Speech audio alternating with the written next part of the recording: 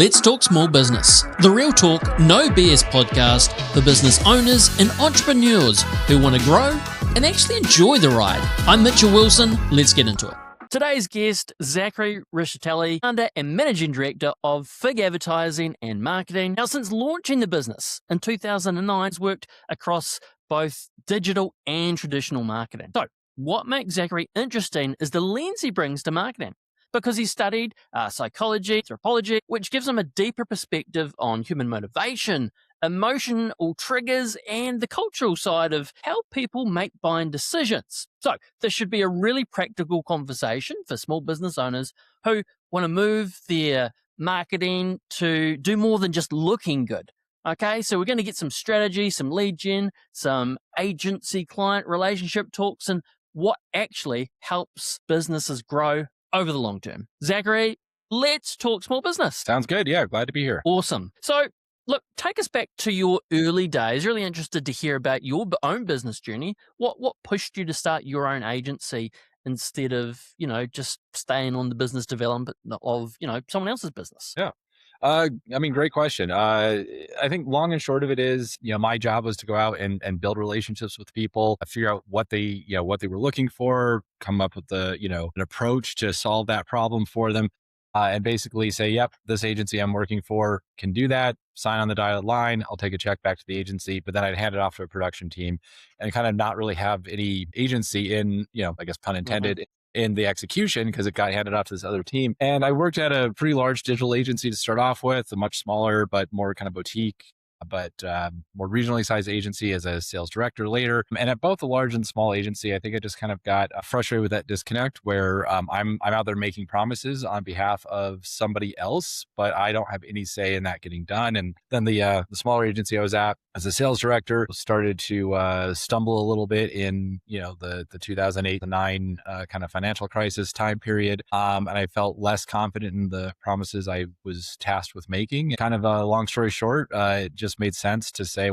I can get this type of client. I know how to do that. What if I was involved in actually making sure that we do what we say we're going to do and get that work out the door in a way that I feel comfortable with? So it just kind of went from there into building up this agency, and then kind of building a production team and the folks that can actually execute on that. But ultimately, the buck stops with me, as they say, and it just feels a lot better knowing that I'm promising something that I'm personally, invested in and able to make sure we're delivering. Now, I love what you said. Do what we say we're going to do. And it sounds so simple, but yeah, that is one of the rules of business. Just do what you say you're going to do. And so many people don't, which is probably, you mentioned it, in businesses that you probably worked out. Do you think that's like an industry-wide thing, that maybe a little bit of over-promising, under-delivering in terms of the marketing space? Yeah. I definitely think that's something that comes up a lot, especially when we are competing with other agencies for a client. My philosophy is generally to kind of come in with conservative outcomes and estimates and kind of under promise and over deliver and say, like, this is what I think we can do. I think we can do more than that, but this is where I feel comfortable saying, I think this is our KPIs and our metrics to start off with. And obviously we'll optimize and try to build beyond those, but this is what I feel comfortable saying is a realistic, outcome on the conservative side. And then we go up against other agencies who are like, here's the moon, and it's going to cost you less and we're going to get you so much more. And it's interesting that happens. We lose deals because of that, because there's only so far I'm willing to go in the making promises department. And we actually literally just had a conversation, I think it was on Monday this week, with a prospect that we were competing for back in December. They went with a different agency, and we're 3.5 months into 2026, and they are like, well, that is not working out well. And I think they overpromised and underdelivered. And now we're in conversation about, actually coming back in and taking over for that other agency already. And I think, that's something that we really look for, is creating that foundation for a long-term relationship. And let's start here. Let's start with realistic expectations. So let's build on that. And then we can surpass those and then can continue to build over time, rather than overpromise, come in, and then basically look like we've failed right out of the gate because we overpromised. And our goal is to keep, a client relationship over the longer period of time because we are delivering what we say we're going to do. One I always like to, point to is, we've been in business for 17 years and our longest retainer client is 16 and a half. And so, like that to me is the point of, again, doing what we say we're going to Yeah. do. And I think there are the other agencies who are like, well, let's just get the deal closed and we'll figure it out later. And if it doesn't work out, that's okay. Make something up for the next one. Now, you've had your own business journey that you've been going along. You've said so many years. Looking back now, what do you think the biggest lessons were for you from the first few years of building the business? Yeah, I kind of always, back then, would always make the little bit of a joke, but kind of true, is that the first like 3 or 4 years of being in business is knowing what not to do. So it's like, okay, if this is what my old agency would have done, let's not do it that way. And then around like year 3 or 4, now you actually have to know what to do, as opposed to what not to do. And that's where I think, that transition happens in the early days is, okay, well, if I don't do what they did, I should be more successful. And then you get to a point of, okay, cool. Now we got to really build on that, go forward. A little bit of a joke, but I think it's also a little bit true where, you see all the mistakes that you were, forced to live with when you were somewhere else. And okay, I'm not doing it that way. I'm not doing it that way. I'm going to do this other thing. And then after a few years, like, oh, this is the way we do things as opposed to this is the way we don't do things. I think that is a really important, piece of that early stage. Yeah. I mean, there's a lot of lessons you go through as a small business owner and, I could, talk about more if you'd like, but I think that's probably one of the bigger ones right out of the gate is just really focused on how do we do better than where we came from. Now, I'm really interested because there are a lot of digital marketing agencies out there that just solely do digital. I believe you do both the traditional, we're calling it, and the digital. Have you seen the mixture of how much is put into digital versus traditional change over the years? What's that looking like right now? Yeah, I mean, for sure. Over it's been a decade and a half, almost two now, and there's been a lot of shift in where you reach your audience. We've kind of always been of the philosophy of the first part is you got to define that audience and figure out who you want to talk to and what do they have in common and psychographics, the demographics, all of that.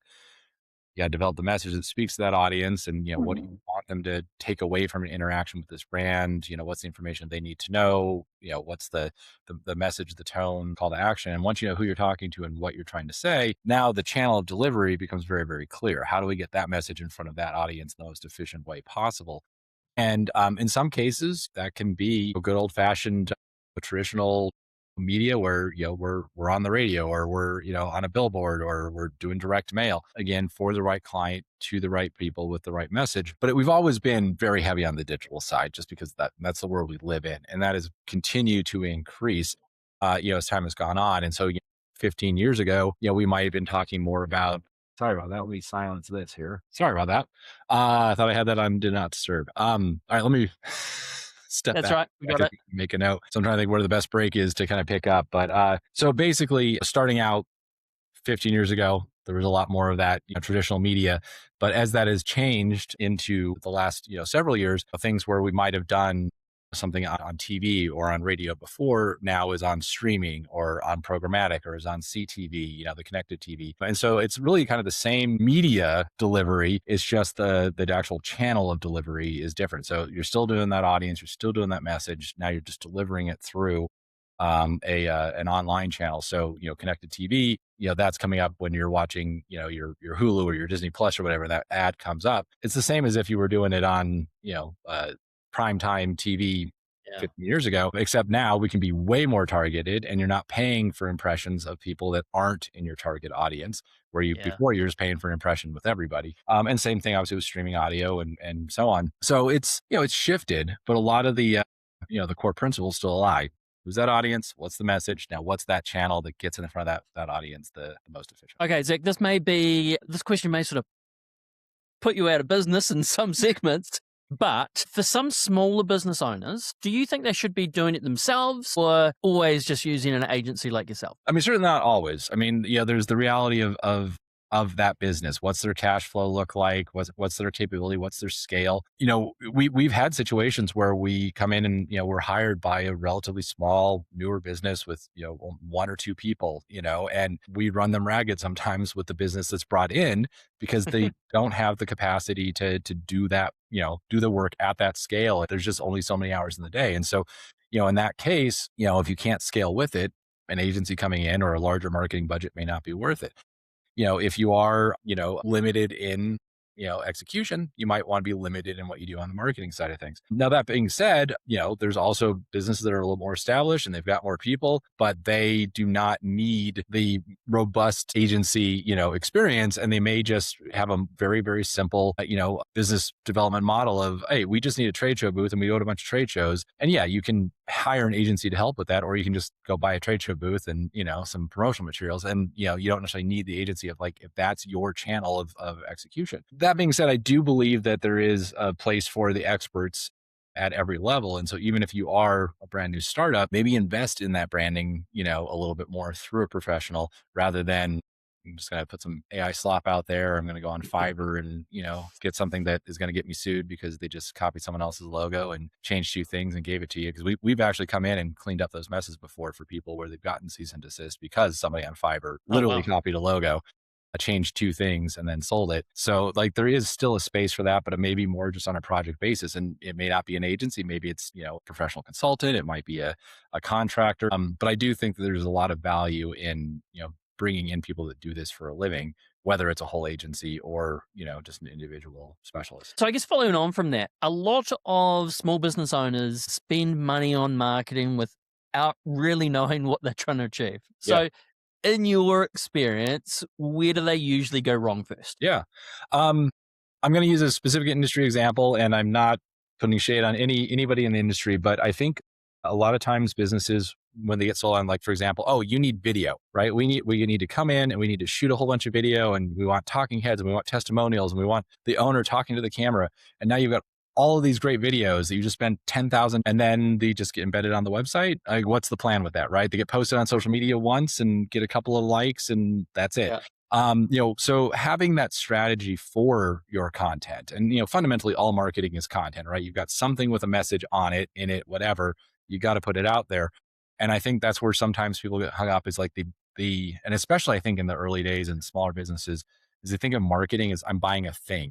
I'm buying a logo. I'm buying a website. I'm buying video. We prefer to think of it as, okay, I'm investing in this. And so if you're investing in it, you've got to have an ROI, which means you have to have a distribution strategy. You can't just make the thing and put it out there and let it sit. You've got to actually invest in this thing. And so that's where I think there's a lot of stumbling for a lot of businesses is, again, I'm buying a thing. And now you have a thing, but it's not doing anything because nobody ever saw it. And so you've got to have that other half of the strategy in place of how do you get actual people to interact with that. Now, Zach, your background in psychology and anthropology, if I said that right? Yeah. For those listeners going, okay, what are those two things exactly? Give us a bit of a rundown and maybe how that's helped shape the way that you think about consumer behavior and when that leads into advertising. Yeah, I mean, at the base of it, I think, marketing is interaction with people, communicating something in a way that people respond to, and ideally in the way you want them to, which is what is the thing you want them to do? Go buy this thing, go click on this thing, go walk into the store, whatever it is, right? You're trying to get behavior. So psychology, from my perspective, and especially now that I'm in marketing, and again, as you point out, I wasn't a marketing major. I studied psychology, anthropology. Psychology, from my perspective in what I do is about the, the emotional needs of a person. It's about the intellectual, needs and context of that individual. So you've got, that side of it. And then you've got the anthropology side, which is, there's two branches that, I think apply in particular. And one would be kind of, your physical anthropology, like what are the physical needs of a human? That might be sustenance, it might be medical, whatever it is. There's the physical needs, that a human has. And then there's the cultural side of it. And that's where, again, from an anthropology perspective, there's the whole study of culture. And so what within this culture is driving that decision? And, maybe that's keeping up with the Joneses or whatever it is. But, those sort of things of, those four aspects, I think really fundamentally shape marketing, even if that's not necessarily your field of study. I think they apply quite a bit, and I've certainly found that where I can get I think pretty involved in the messaging side of things because of that. And then there's also when we talk about market research and those sort of things and statistical analysis, there's a lot of that comes back from my psychological my psychology classes. So again, I'm not claiming to be a psychologist, but I have enough to be dangerous, and I think it really does help when we're trying to craft that message, and again, get people to take away from that interaction what we want them to take away. What separates brands that get remembered versus the ones that get ignored? Besides $100 million budget of Yeah. advertising. Yeah, right. Yeah, it's easy. It's easy to remember Coca-Cola when they're spending hundreds of Yeah. millions of dollars, right? I think really what it is remembering that the brand is more than just your logo. I think a lot of people conflate those two. I've got this great logo; it looks great. That's great. Or I got this name next to my logo, and that whole thing looks great. The brand is everything behind the logo, right? It's the how you treat your customers. It's the quality of what you deliver. It's how you deal with complaints or issues. It's all of those things that build the brand. It's that brand equity that you build up through actually doing business and how you do business. And I kind of think of it as like, the logo portion of it is, it's like a person, right? You see the face of a person out of the corner of your eye that and you go, oh, I like that guy. I'm going to go over, say, how you been? Or you see that out of the corner of your eye and go, that guy's a jerk. I'm going across the street. I hope he doesn't see me. And that's really what the logo is. It's that face you see out of the corner of your eye, and you either have a positive or negative reaction to it based on your past experience with that person. The other option is, the other option, but the other aspect of it is, just the enticement to go and learn more about it, right? You see somebody interesting across the room, you go up and you talk to them. Kind of same thing with a good brand. Say, oh, that looks interesting. It speaks to me in one way or another. It's something that I could use, or I've been interested in, or it just looks cool. I want to learn more, and so there's that drawing it in part, and that comes from that consistency of the brand execution. So it's not just, hey, I got this great logo and I slapped it on a template website and everything else doesn't really fit, or my social media looks totally different than my website, or whatever it is. It's creating that brand consistency where you create that consistent impression of, oh, I recognize this. I can see this out of the corner of my eye. It means something to me, but it means what's actually behind the logo. Hopefully that answered the question. I hear a lot of noise right now about the move towards people behind businesses, like personalities, as opposed to the business itself. It's saying, hey, look, if you're a CEO, you need to get in front of this. You need to be the face. What are your thoughts on being a person turning up versus the business turning up? Yeah. Or being in business? Yeah, I mean, I think it depends on the industry. I think it depends on the size and the shape of the business. And I think, when you're a particularly large business, it's really easy to, become a voice in your industry because, you're, at the larger scale, you have real influence on the industry. You need to be out there evangelizing your brand, but the industry itself, maybe you're lobbying, maybe you're, general PR, whatever it is, you're speaking. All of that is really important. And I think it's a lot easier to do, obviously, at the larger scale. I think for the SMBs, you've got a spectrum. And in some cases, I think it can be a detriment if it's all about the CEO, if you're kind of in that SMB space, because now you're small enough that everyone expects that you're the one they're dealing with potentially. And you've got a whole team, you've got your salespeople, you have your accounts people, you have your other folks. And you don't necessarily want to conflate everything that comes out of your company with you being personally involved if you're at a certain scale. Now, I'm not saying don't be out there. I'm in the SMB space and I'm, having this conversation with you and, as a company owner and founder, but, it's not necessarily all about me. And when a client comes on board, they're not always working directly with me. And you want to be kind of careful about that. I think when you're in that smaller space is it can set the wrong expectation if you are too intertwined with the brand. There have been situations we've been brought in to rebrand a company where the company started out named after the founder, and now they're bigger, more complex. Their markets have changed. Maybe the founder's not even involved anymore.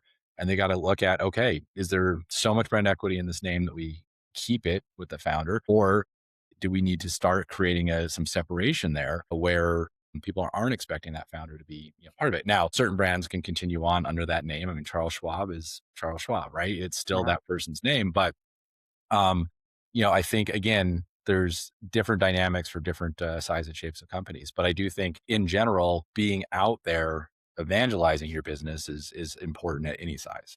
You kind of touched on this before that, advertising, marketing is an investment where there are some maybe smaller business owners that think, oh my gosh, it's just a cost. So I always bring them back to like Coca-Cola. Everyone that's going to drink a Coke in the world know what a Coca-Cola is. Hmm. So why do they advertise? Yeah. Um, It probably shows the power of advertising though, doesn't it? Yeah, I mean, the reason everybody thinks of Coca-Cola is because we've spent decades doing it. Now, they don't necessarily have to do as much advertising to keep in front of people as maybe they did before. That being said, they still do it. You still see the polar bears come out, ads around sporting events in the winter and things like that. Like they still go out there and do that, but you don't see as many Coke commercials as you might have in the past. When's the last time you actually saw an actual advertisement for Coke that was maybe not around Christmas? Yeah. Right? Like they tend to come out then, but I don't see a ton of just, oh, hey, here's a display ad for Coke over here in the corner of whatever news article I'm reading. Right? You just don't see that. They're not sponsoring a ton of YouTube videos. Content creators and things like that. So they've done the legwork, they built the brand. Now it's more about just that kind of gentle nudge, that gentle reminder, but then keeping that consistency of brand where everyone can see that font and that color of red. That's a very specific color of red that everyone's going to associate with Coca-Cola. And so, they've done that legwork. Now, when you're a smaller business, that's not the type of marketing you should be doing. Branding is incredibly expensive. It's incredibly time intensive, takes a really long time and a lot of energy. And so you've got to balance that top of funnel, mid funnel, and bottom of funnel marketing. And when you're a really small business, you got to focus on that bottom funnel, right? I put some ads out there. I need phone calls, right? It's got to be a 1-to-1, ratio of the more I spend, the more phone calls I get right there, because somebody needs me right now. If you're a little bit larger, you got more complex budget, you got more time, you can start to go up at that, middle and then top of funnel as you can get more complex, because now you can invest now and reap the dividends 2 years from now after someone has seen your brand, 100 times, and now they're ready for it. And so it's, it really depends again on the goal, the size, the shape, and what's available to invest, and the resources you can put into it are going to dictate what type of marketing you do. And I'm not saying don't brand, but doing Coca-Cola style branding where you're just everywhere all the time, that adds up really quick, and you're not necessarily going to see the ROI immediately. So you just got to, make sure you're balancing those different levels of the funnel. Okay, so let's dive into that. Obviously, lead generation, direct response marketing sort of thing. What does that really look like in practice for a small business? Yeah. I mean, it's constantly changing and evolving, especially in the last few years with AI becoming more of the place where people are getting solutions. It's changed as well. So there's a constant flow of this. But when you think of bottom of funnel, the really obvious one is, let's say, a plumber, right? You have a plumbing issue right now. You need a plumber right now. So you jump on Google or whatever and you say, where's a plumber near me? You buy your, you sign up with that plumber, they schedule an appointment, they come out and they fix it. It doesn't do you any good to be a different plumber advertising to that person a week later after they've had that thing, right? You need to be right there, right when they're looking for it. And that's, your kind of traditional, Google search or Google ad or, response where you're in that answer when you say, hey, ChatGPT, what are some good plumbers near me? But that's like the really simple of like that bottom funnel. You need it now, but you don't need it a week from now. So you have to be there and be part of the conversation before they buy it from somebody else. As you kind of work your way back up funnel, that might be something where it's, a car, right? Something you buy every 5 or 10 or 15 years or whatever. So you are not necessarily running an ad for that car now and expecting a purchase tomorrow, but you build up the brand and eventually somebody in 5 or 15 years needs a car. They think of, oh, okay, I like that brand. I've seen all their stuff, considering them now at the purchasing decision. Now, it's not to say you don't have people whose car just broke down and they need a car right now, but on average, right, you're building that brand equity. If you're a car dealer, you're kind of in between the car and the plumber where when somebody's looking for a car, you want to be the dealership they go to right now. They've got a sale right on now. Yeah. Exactly. Yeah. And so, you've got a sale and you've got rebates and it's, hey, we have a holiday coming up. It's a long weekend. Come out and buy a car. You're being kind of in between those, right? You're looking for the people who need a car now, but you're leveraging that longer term brand equity you're getting from the car brand. And so that's kind of your more middle funnel type approach there.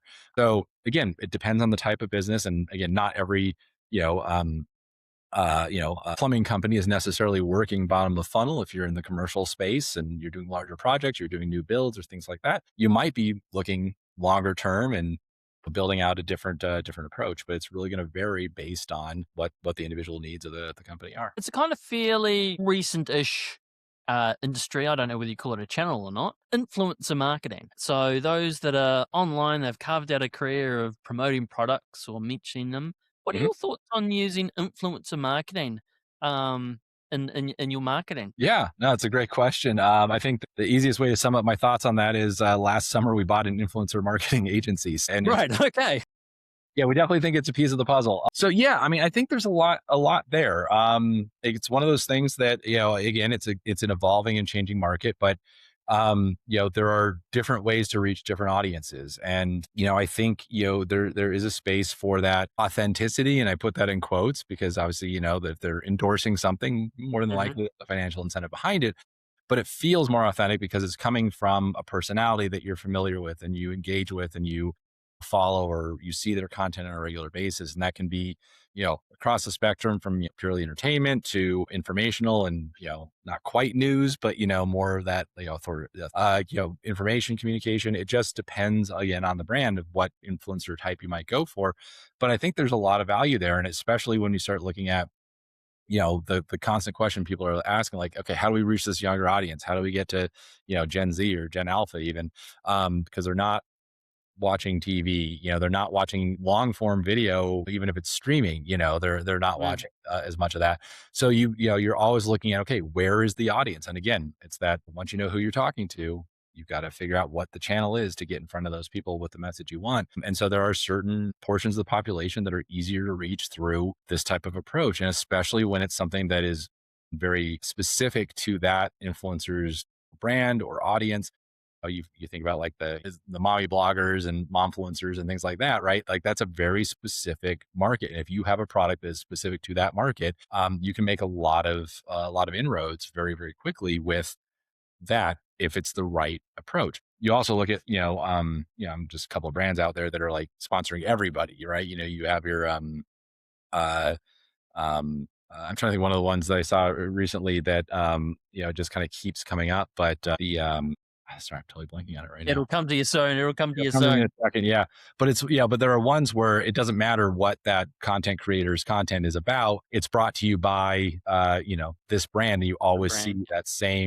that same brand behind these videos or these shorts or these podcasts or whatever. It doesn't matter who the audience is; they're just everywhere. That maybe has less authenticity, when you hear that because you hear it from so many different voices that you don't associate it with any one particular need or trigger that you might if it was really targeted to that personality's audience. Talking about authenticity, what is like? I've seen trends sort of come and go in terms of sometimes people's advertising videos should be like slickly produced Mhm. versus sometimes it feels like films like on your iPhone, pretty average. And it kind of may work better. So what are you seeing the trends in that kind of rough and raw videos, let's say, when you're advertising as opposed to high production? Yeah, I think the space for that lower production value, quote unquote, is robust. There's a lot of opportunity there, and I think you get a lot of reaction off of that you might not get if it was overly produced. Now that being said, depends on your audience, depends on your message. If you're trying to introduce a brand new product and you want to do this super slick corporate unboxing video, with the right Hmm. light and everything looks super clean and it's just amazing when you open that box. Yeah, you probably want to put some extra effort in that. But then when you have your influencer do their unboxing video, you want it to look like it's just anybody else's house and they're opening it up and interacting with it just like any other person would. And so you have, even for the same type of content, you've got two different needs there depending on where it's coming from. And I think there's room for both. I'm just glad they've reduced the number of those ones where they're just walking down the street talking to their phone because those have Yeah. driven me nuts. And I always thought they were terrible. And I feel like that's fallen off as a trend, and you're not seeing as much of that anymore because that one always bothered me. That was just a pet peeve. Now, how long? 'Cause I heard someone the other day, and they had this marketing plan that was like out in 5 years. I'm like, how do you do that? Because the the platforms may not even exist in that length of time. For a robust marketing plan, if you're sitting down and looking at it, how far in the future do you think you should be planning? Campaign by campaign or year by year? What's it look like in your world? Yeah. Again, I mean, campaign by campaign or versus over like, hey, we're just looking at a 12-month stretch and this is of what we're going to do each quarter. I think it depends a little bit. Yeah. Going out 5 years is hard. It doesn't mean you still don't plan, right? You say, hey, I'm planning to invest X% of revenue into marketing and I expect my revenue to be this. Like that's important as part of that planning from a financial perspective and projections there. As far as the actual individual execution goes, the further out you go, the vaguer you want to be. So, this year we know exactly what we're doing every month. Next year, maybe on an annual basis, we're going to have roughly this much go into these different buckets, but we don't know exactly what that's going to look like from an execution standpoint on a month by month basis. And then 3 years from now, it's, well, hey, we know what our budget's going to be based on our projections, but we should probably make sure that in year 2, we're building out some of the assets we're going to need in year 3 or whatever it is. And then by the time you get to year 5 and plus, now you're just basically planning because you need to plan, but you're going to be even more vague about it. And it's going to be much more of a, hey, we just want X% of our revenue to come in directly from marketing channels in year 5, and you're a lot more vague about what those channels are. Now, I'm sure you get this question from clients, and I know it's a really tough one to answer, but if someone came to you as the marketing expert and said, how much should I be spending on my marketing? How do you go and answer that? It's a great question. You work backwards. You start with one of two things, if not both. One is, all right, what do you want to happen? Again, maybe over the next 12 months or whatever it is, right? What are the KPIs that you want to, measure? And what does that look like? Okay, I want to grow X% in revenue, or I want X number of jobs per month, or I want to increase my margin by whatever. Like, what are we trying to accomplish in this period of time? And then, okay, great. So you want to grow 5% or 20% or whatever it is. Well, what's your current revenue? What is 20% on top of that? Then we can go back and say, okay, we think in your industry with your product or your service and your capabilities and your current reach and all that, we think to grow 20%, you got to put X dollars into your marketing. Some people don't necessarily like the number that you come back with on that, depending on what they're looking for. The other option is, okay, you want to grow. These are the KPIs we want to measure, but we're not necessarily working backwards from the end budget. We're working the end goal. We're working for what is a realistic budget for your business to put into marketing on a consistent basis. So maybe it's on a quarterly or a monthly basis, but I can put X dollars into marketing without killing my business, and it's part of my cash flow, and I can do that comfortably, consistently, because that's the biggest piece of it. You don't want to just blast something out for 60 days and call it good. That was my marketing for the year. It's consistency over time. So it might be, this is my annual budget, this is my quarterly budget, this is my monthly budget. This is how much I want to put in. And we can then go, okay, great. We know the ballpark we're playing in. This is what we would do with that budget to get these goals. Now, we may not grow 20%, but we think with this budget, this is what our recommended outcome is, our recommended execution is, and this is what our estimated outcome is. And then it's working from backwards from one of two things. What are your goals? What are your budget? Or ideally both. And we can say, okay, these are your goals. This is your budget. That budget, we can get you 80% of that goal. And again, I'm an under promise, over deliver guy. But, if you just give us blue sky and say, hey, what should I spend on marketing? I mean, we can do everything from a flyer to a Super Bowl ad if we really, if we had the right client that had, $5 million to put into that. But there's a lot of space in between. And so just coming to your marketing people and say, what should I spend? Yeah, we can always get more eyeballs. We can always do more. There's always something else we can do. So giving us the ballpark we're playing in is really important. And again, that's either goals or... Now, one thing you just mentioned before was about benchmarking. So I think one of the positives of working with, marketing companies like yourself is because you're dealing with a whole lot of other companies as well, those benchmarks as to maybe what a client could cost, etc. So that can be really powerful information. Is that information that you just keep to yourselves and have yourselves, or are there services, websites, all the rest that actually kind of give you those benchmarks of different industries and all that kind of stuff? Yeah. I mean, it depends again a little bit on the business and how niche it is. There are trade organizations that publish some of that information, so if you're in, pet food, right? Uh-huh. They may, within the pet food trade associations, have, this is kind of what we've learned by surveying our members, and this is what a realistic, cost per, acquisition is, or something like that. A lot of times, it's from our own personal experience working in the same or similar industries and go, okay, this is what we see consistently. This is what we're going to plan around.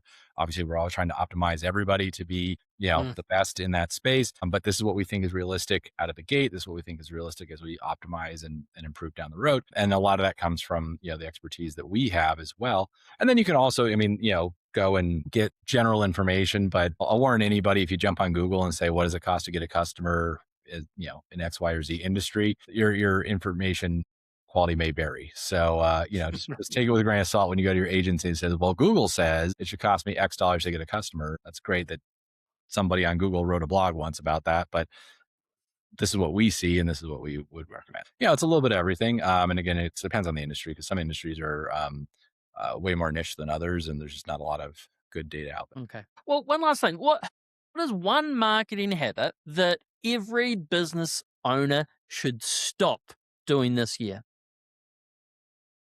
I mean, from our perspective, and it's tough when you say every business owner, but I think it applies not just to marketing, but in general, is if you bring somebody in to do this job, focus on delegation, not direction. And that could be marketing, it could be your accounting, it could be your engineering team, whatever it is, right? You have brought in experts to do this thing. Work with them on the goals, the outcome, the resources available, and then delegate that to that company or that partner or that employee. And then, yes, check, get the reports, look through stuff, adjust accordingly. You still be involved in signing off on and approving things. But if you bring in an agency, and I always say this, the key part of the word agency is agency.